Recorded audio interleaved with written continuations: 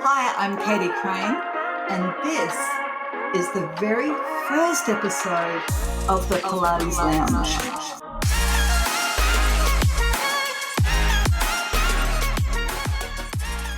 Now, I have decided to bring the Pilates Lounge to you because I truly believe that Pilates has the potential to change lives. I'm committed to supporting you, our listeners, in your journey to make a positive impact, both in your own life and in the lives of the people that you serve, probably your clients. So the Pilates Lounge podcast is specifically for Pilates professionals, for people who love movement, who are committed to the Pilates industry, and to movement educators worldwide. So thank you for joining me. And I know that you will benefit greatly from listening to these podcasts so that we can delve in really deep into all things movement, all things body, and many things in the health arena so that we can better serve our own community. Now, today's episode, I'm going to delve into the first 4 Pilates principles. Now, there are 6 Pilates principles that we all live by as Pilates professionals. And so I've broken these principles down into 3 separate episodes so that they're easily digestible chunks that you can listen to when you've got about 30 minutes of your time. So the first 4 principles that we're going to be delving into today are centering, concentration, control, and precision.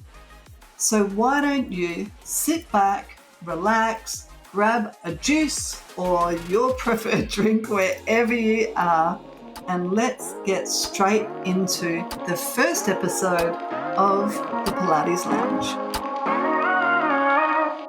Today we're going to be talking through the essence of Pilates, the principles that drive our practice, and the wisdom of Joseph Pilates and his students. Now we're going to kick off things exploring the core philosophy of Joe Pilates. His work was built upon just 3 fundamental principles. Those were breath, whole body health, and whole body commitment, encompassing the mind, body, and spirit. So these principles are the foundations of everything that we do in Pilates. But over the years, there have been 6 common principles that most Pilates schools adhere to. I found it really difficult trying to figure out who actually wrote these core principles, but from looking at many different schools, it's definitely apparent that most of us are adhering to these 6 basic principles, the fundamentals of Pilates. Now, on my research, I did read that Mary Bowen, who was one of Joe and Clara's original students, she recalls Joe emphasizing the most important principles of the work was actually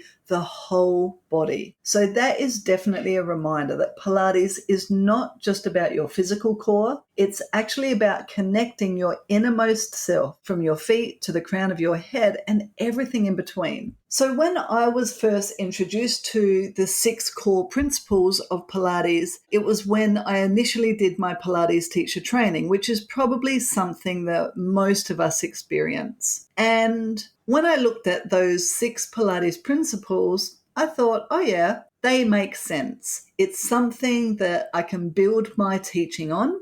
And one of my personal mentors, I remember them saying, you must always come back to the principles in your teaching. And so that's definitely what I've done over the years. But what's also happened as my teaching has evolved is my understanding and my appreciation of these principles has also evolved and developed. And I've really found that honoring the principles has been super important for my teaching, but also having a deeper understanding or allowing for those principles to evolve while I evolve has been really, really encouraging and important for my teaching, both of my own body, my understanding of my own body, but for the experience of my clients. So, I'm going to talk about the 6 basic or foundational principles of Pilates that are commonly recognized. You may find that the school that you're taught by might use slightly different words, but the concepts remain the same.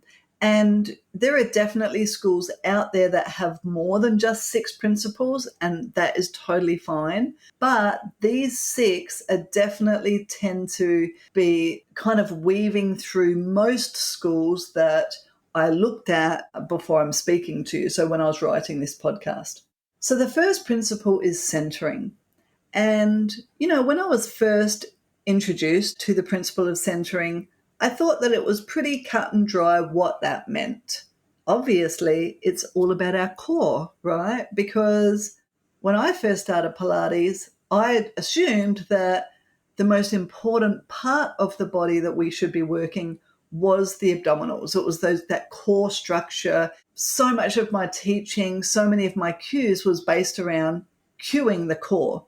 But over the years, I've come to recognize that it's so much more than that. And in fact, even though so many people come into the studio, and if I asked a lot of people that come in, what is it that you're here for?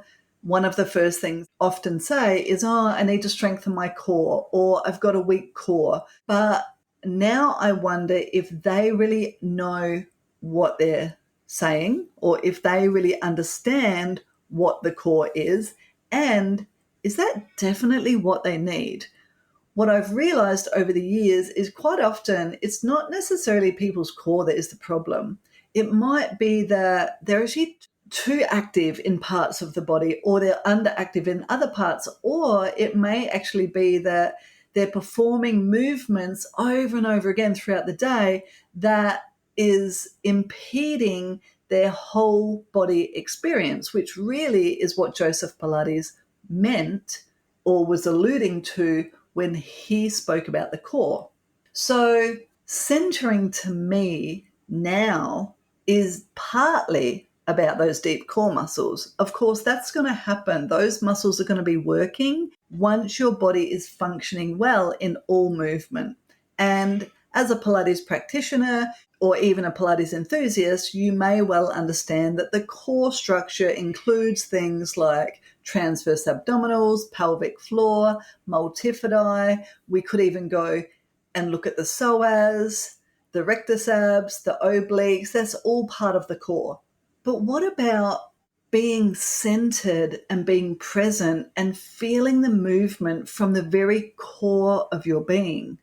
So, what is the center of our being? Well, to me, Pilates is very much about consciousness.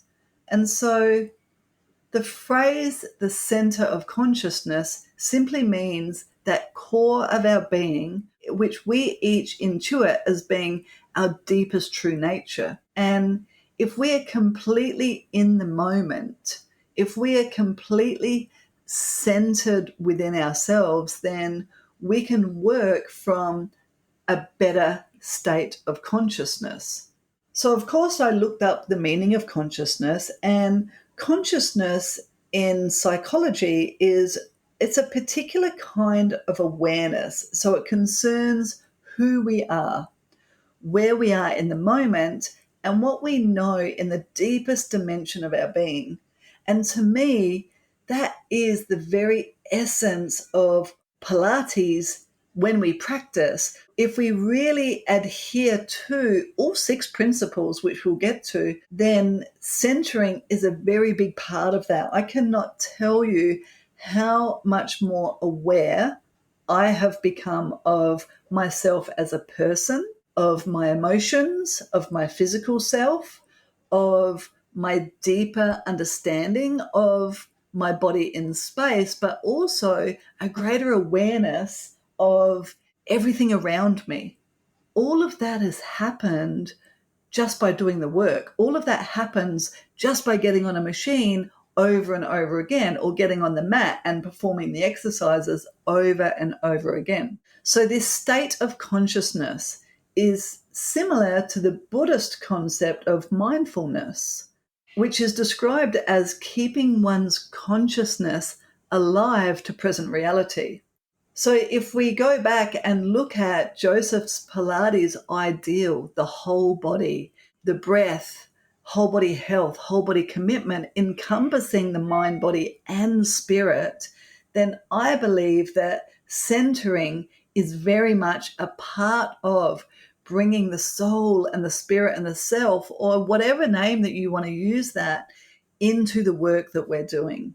So, yes, absolutely. Of course, centering is the core, but it is also the very essence of the work that we are performing in our own body and that our clients are performing. And I believe that it's really once we are centered, it's once we are truly there, present in the moment, that the magic happens. The next principle, concentration.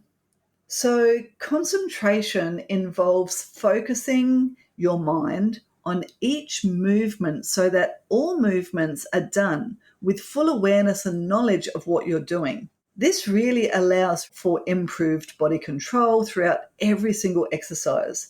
Now, concentration takes focus and it cannot be embodied with chit chat. So, if I'm teaching a group class and a couple of friends come along and they're constantly talking to each other throughout the class, then in my mind, they're not concentrating. So they are not performing Pilates. Now, while I love creating a communal space in studio, so people don't just come for Pilates, we all understand that. What we really are creating is a community.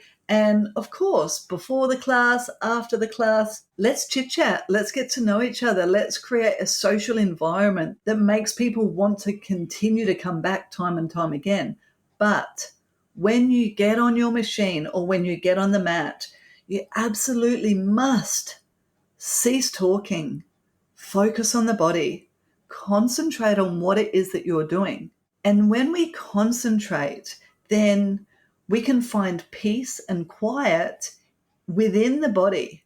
Now, as well as chit chat, that may also include loud music. So, what if you're playing music in the studio? What type of music are you playing? Because if you're playing music where everybody's singing along, or the music is louder than the instructor is able to speak, or the music is more of a focus than the instruction, there's no ways that people can be concentrating. I was listening to a Huberman podcast last week. If you don't know Huberman, Andrew Huberman, it's such a great podcast.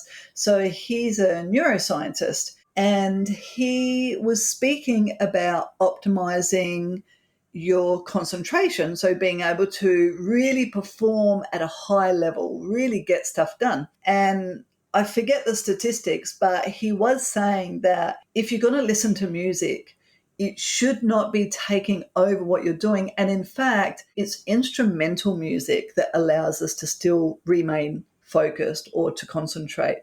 So music with lyrics, if you're singing along or if you're listening to the lyrics, then your mind has been broken to perform that task. Whereas if you've got some instrumental music in the background, then you're much better able to focus. There is actually, I forget what it is, and I should have looked at it before I started, but and I'll pop it in the show notes, but there is a very specific music that was studied to help people focus and concentrate, and it showed to increase their brain's ability or their function as far as that is concerned. And I did take time to listen to the music when I heard about that study. And it was basically really gentle, instrumental kind of stuff. It was something that it's not like your whole body embodied the music. It was just there in the background. So it is super important if we want our clients to be able to focus on what they're doing, that we create an environment that encourages that part of the work. And even so, if we look at what our average attention span is these days, did you know that the year 2000, it was estimated that our average attention span was like 15 seconds. Well, you know what it is now? It's 8.25 seconds. So it's just about halved in the last 2 decades. And get this, goldfish have an average attention span of 9 seconds. So a goldfish can actually concentrate or have better attention span for longer than what we can now. So I remember when I was growing up and, it was like a joke, oh, he's got the attention span of a goldfish, just swims around and around in a goldfish bowl. But here we are, the majority of people have a shorter attention span than a goldfish. And part of that, of course, I'm sure I don't need to tell you, is the use of mobile devices. The use of mobile devices has really messed with our ability to concentrate because there's just this constant flow of information. If you looked at something like Instagram, like some social media, and there's that scrolling tendency, well, we are finding it harder and harder to look at long text, to really focus on one thing at a time. And part of that, of course, is the neurotransmitters that are working in our body. So we get like this hit of dopamine, when we're scrolling on the phone, and it's like a reward system. So our brain and our body starts to crave that reward system. So if we can create an environment where people can come back to that concentration. And thinking of that is a personal bugbear of mine is, those phones that you can get on your watch, like the Apple smartwatch and stuff. And you see people looking at their wristwatch when they're halfway through a class, but really they're just deleting a message or they're swiping away a message or they're not answering a phone call or whatever it may be. That's part of that disintegration of our focus as well. So if we can encourage our clients to come into the studio, take those damn watches off, or at least put them on silent so you're not getting those notifications all the time. Put your phone over in the locker and put your phone on silent. It's an hour of your time that is so important that if you're not able to concentrate, it's very simple. You're not performing Pilates. And that leads us on to the third principle of Pilates, control. So control, of course, could be all about keeping your movement slow and steady while maintaining proper posture and using all the available muscles to complete the movement. So if we're performing faster movements, they should still look controlled. There's nothing worse than, especially if you're teaching like a group class, say you're teaching a reformer class and you've got a few people in that class, there's nothing worse than looking around the class and most of the people have no control over their body. They've got no control over the machine. The machine is coming back to the stopper and it's hitting the stopper every time, or you can hear the ropes jangling around when they're doing things. That's a lack of control. So it's so important that good movement looks good. So I'm a surfing fan. So for me, I always compare this to watching a professional surfer out there in the surf. They make that look absolutely breezy easy. It's like they're not even putting any effort into what it is that they're doing. But that doesn't just happen just by getting out there and paddling the waves and getting on the waves and actually surfing. Those beautiful movements, they happen from performing very controlled exercises over and over again and making sure that you're doing things just right. Now, what I'm looking for in a class is that my class are moving mindfully. So if we move mindfully, then there's no quick jerky movements, right? And those quick jerky movements really is what results in injuries or other issues, and that's due to improper form. Now, one of the reasons that I want to speak about this and for the next principle as well is on social media, I see quite a few people saying things like, it doesn't matter how you move. It just matters that you're moving. Now, of course, there's always two sides to an argument. So movement is better than not moving. Absolutely. So if you're somebody who is sedentary and you're not doing much exercise, by all means, doing something is better than doing nothing. But when you come into a Pilates class, let's remember it was called contrology. So if you want to call what you're doing Pilates, which is just the namesake of the great Joe Pilates, you must still be adhering to the original work that was intended. which is control. So if you're not teaching your clients, your students, how to properly control the machine in and out, how to correctly control their body through movement, and if everybody's just doing ad hoc, whatever, and that movement is looking ugly, that is not control. And so that is not Pilates. Now, control of the body is inherently married to the control of one's mind. So if we are encouraging our clients and our own body to do things with good control, good restraint, to be committed and disciplined the way that we move, then the benefits are far reaching to the mind and the body.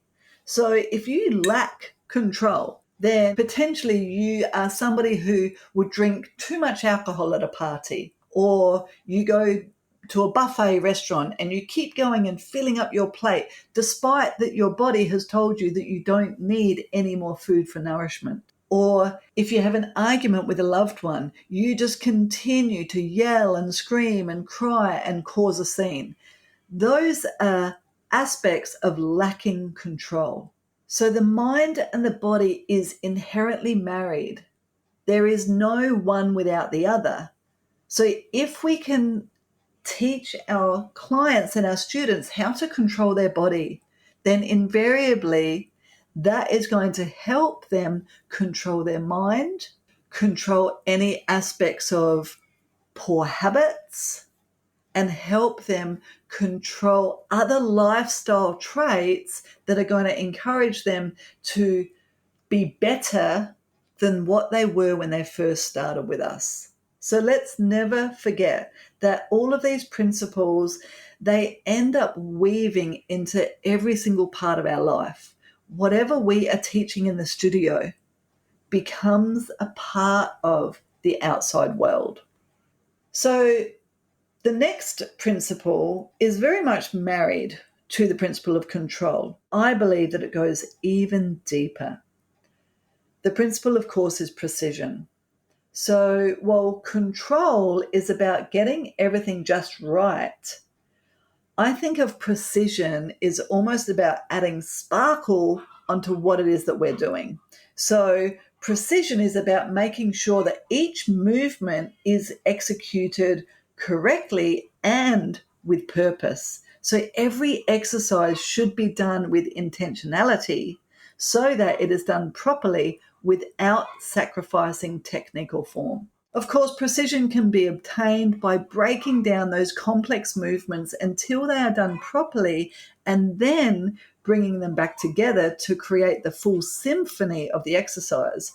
I think that the perfect example of precision is the rowing series. And in particular, one of the rowing exercises that I always break down over and over again before we go through the whole sequence is into the sternum. So I make sure that my students are getting each part of that exercise just right, because if you think about that exercise, rowing into the sternum, there are portions of the exercise where the carriage should be moving, but then there are portions of the exercise very specifically where the carriage must stay still. So that is really marrying control and precision. You've got to be very precise in where your body is moving and where your body is at to make sure that you can perform each part of that sequence exactly correctly so that you are in fact able to keep the carriage still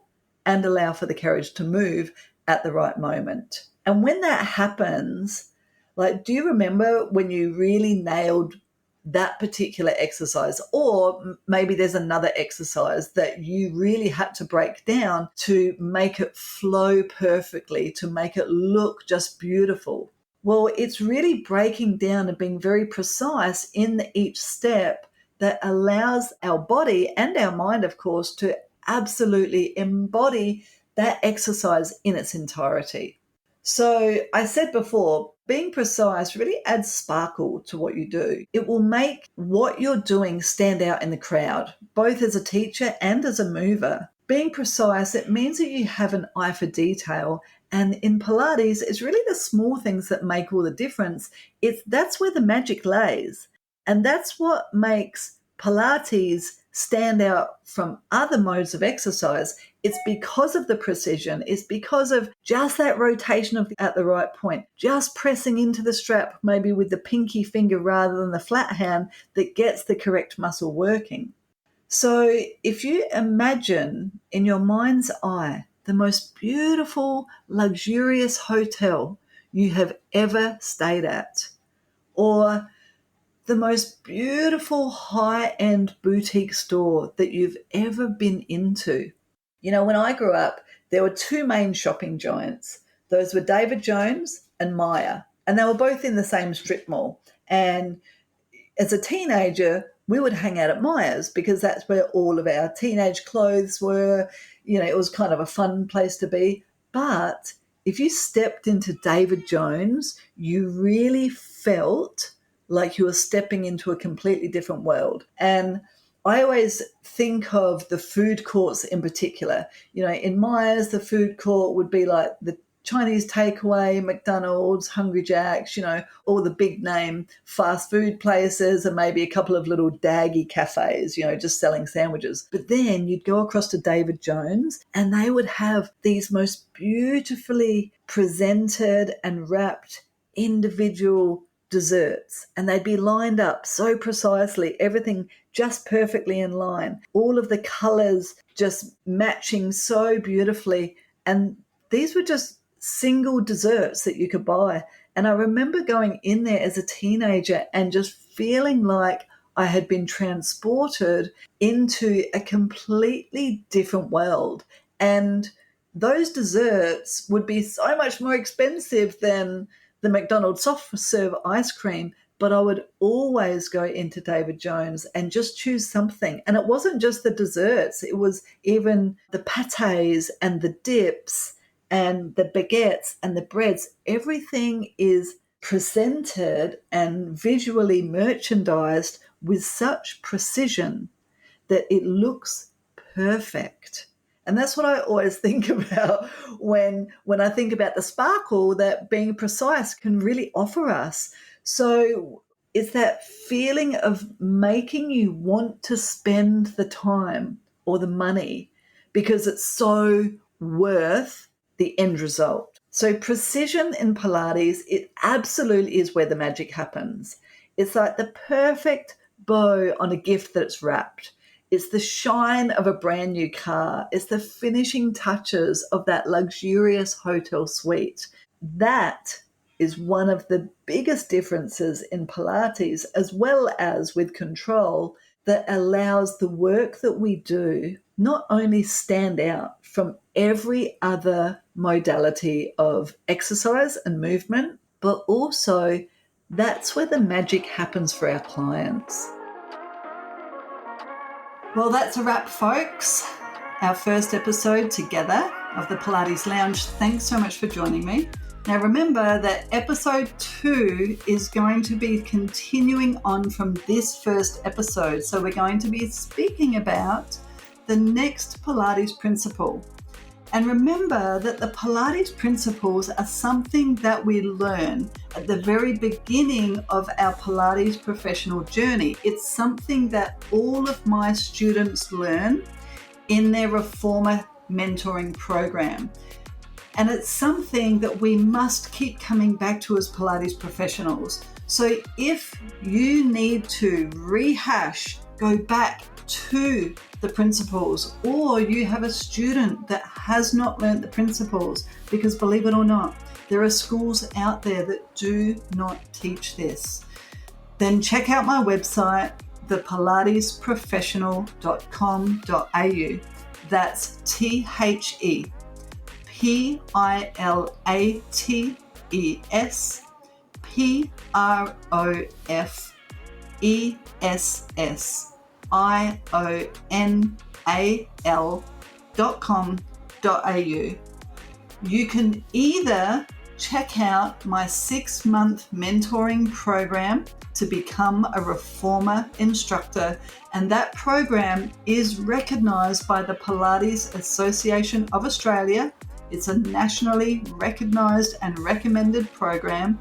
Or you could check out one of my short workshops that will be going over the Pilates principles. Thanks again for joining me. I'm Katie Crane, and this is the Pilates Lounge.